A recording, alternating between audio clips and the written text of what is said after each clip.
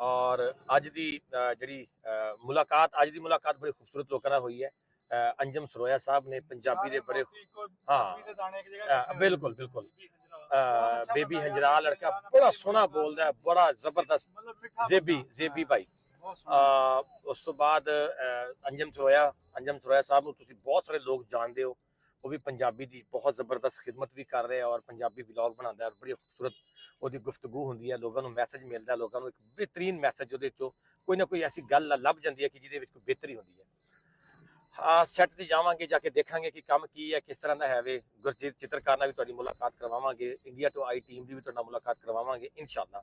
और सब तो बड़ा मैसेज ये है कि अज अंजम सरोए साहब नूं असीं फलाहे इंसानियत दे जिहड़ा है ना ਉਹਦੇ वास्ते मोटिवेट किया है कि तुहानूं जरूर उन्हां गरीब यतीम बेसहारा लोगों वास्ते काम करना चाहिए।